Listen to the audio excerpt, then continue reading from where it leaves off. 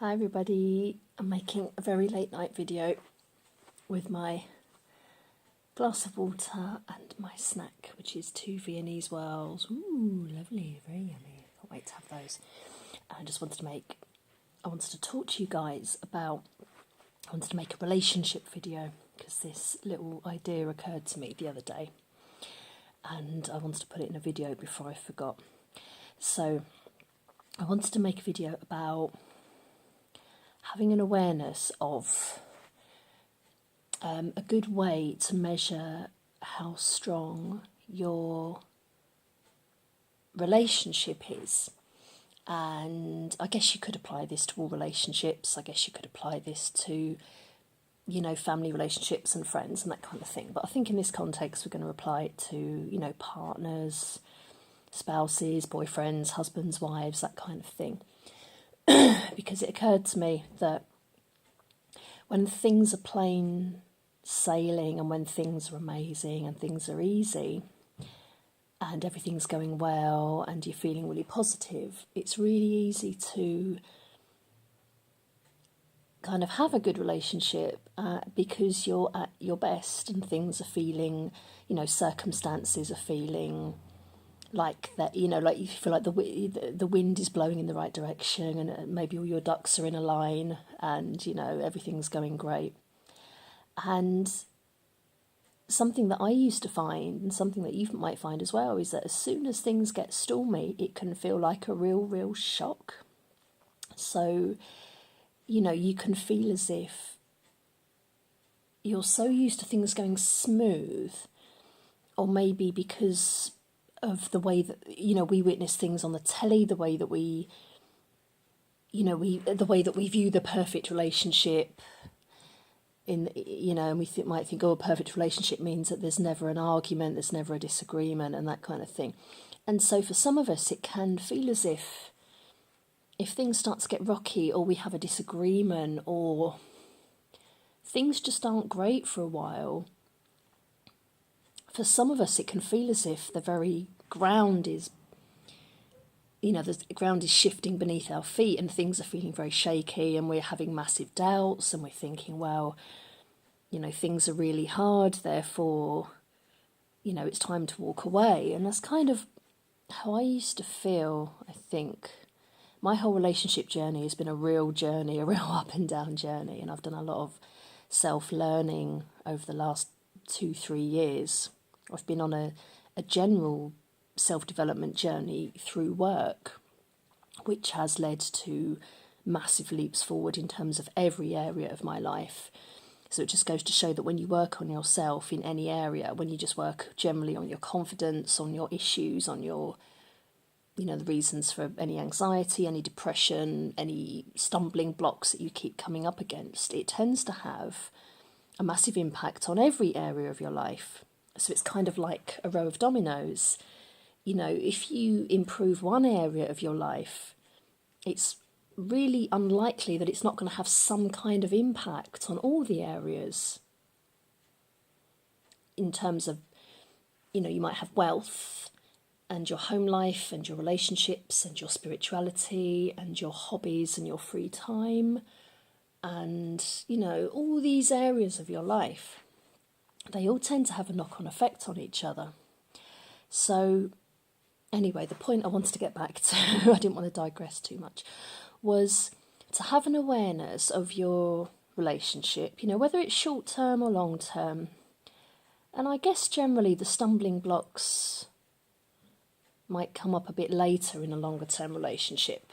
I mean, it's not going to be the same for everyone, but I would say if stumbling blocks are coming up very, very early and you cannot get around those hurdles, it's probably not a good sign. I could be wrong here. I'm a big believer in that the circumstances don't matter too much as long as you can get through them and as long as they're things that you can talk about and they're things that you can communicate about and they're things that they are things that you can be honest about. So just something to think about in your own relationship. Just be aware of how things are when you're, say, both in a good place. So kind of evaluate your relationship in your mind and think, okay, so how are things when it's all amazing, and how are things when it all just seems to flow and nothing has to be pushed, and we're laughing together and we're having fun, and how are things when it's like that? And then have a little think about how are things when one of us is pissed off, stressed, having a bad day, anxious, has maybe had some bad news, is worried about money. What happens to your relationship when one of you is feeling that way? It's really worth thinking about. Do you pull together? Does it make you closer? Do you pull apart? Does one of you kind of push the other one away and go off on their own, and then the other one has to fight to kind of get close to the stressed party again? What happens to your relationship when one of you isn't at your best?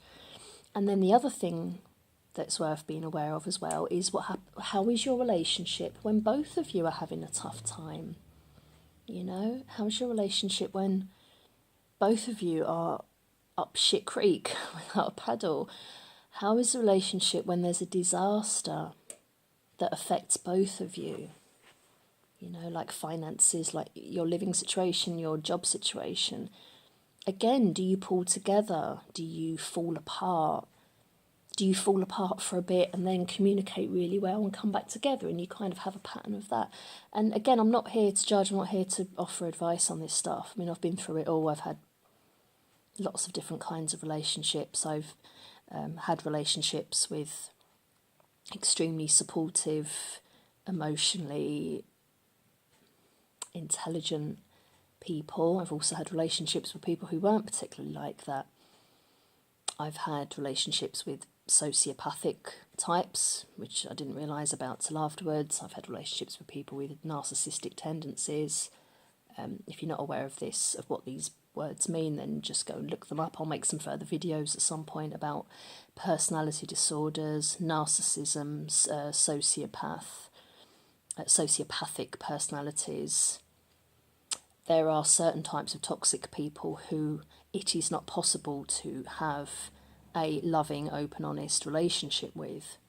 And with those kinds of people, you can do all the work in the world, you can try so hard, you can do the work on yourself, you can try and improve things, but you're not going to change the fact that the person you are with is a sociopathic personality who will, for example, constantly lie, manipulate, try to make you feel bad, make you feel, tell you that your family are lying to you, and basically, their job, their mindset is to break you down and make you so helpless that you can only rely on them.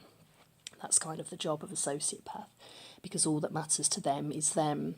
They are the world, and you are just somebody who's there to make them feel bigger. But we won't digress on that. So yes, I've had all different types of relationships. I know what it's like to be with someone who's very emotionally supportive, who says the right thing, and I know what it's like to be with someone who tries but doesn't necessarily say the right thing. And I'm well aware of my flaws and my faults, and I know that I'm not always the easiest person to be with in some ways. I'm aware of my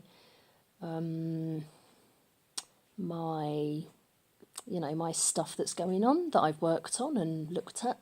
I'm aware of the stuff that can be changed and the stuff that can't be changed. And to be in a position of awareness is a very powerful one. To be in a position of education is a really powerful one. We don't all have to be perfect. We don't have to be perfect to be in a relationship. What you do have to be is honest and open to new things and aware of what's going on, and aware of maybe how you're triggering each other. Be aware of your shortcomings and your flaws, and the other person's shortcomings and flaws. And if you can work together despite those flaws, it can mean that you're absolutely perfect for each other, despite both of you being very imperfect people. So yeah, just a video about just to say, have a little look at your relationship and evaluate where it is. It might be that everything's amazing, but it's always good to look at things and just be aware. Sometimes we have a blind spot, and we're not always aware of what's going on.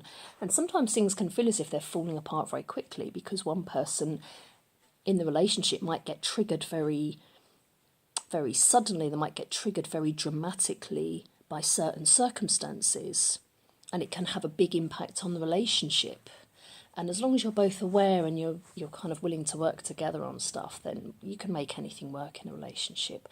So yeah, I hope that's helped you guys. Hope that this has been an interesting video, just my late night tired ramblings. And yes, I will see you very soon in another video. If you've got any ideas for videos that you'd like me to make, let me know. If you've got any situations or dilemmas that you're in that you'd like me to kind of look at and give my opinions for what they're worth, you know, please do drop me an email or leave me a comment, and I'll see what I can do. And you know, I just want to talk about stuff that doesn't always get talked about, and shed some light on things and give my opinions and get people talking about stuff and improving their own lives. So cheers everybody, and I will catch you very soon in another video. And as usual, there should be another recommended video popping up. Please leave a like for this video, it really helped me out. Please subscribe if you want regular videos, and I will see you very soon. Big thumbs up. Cheers guys.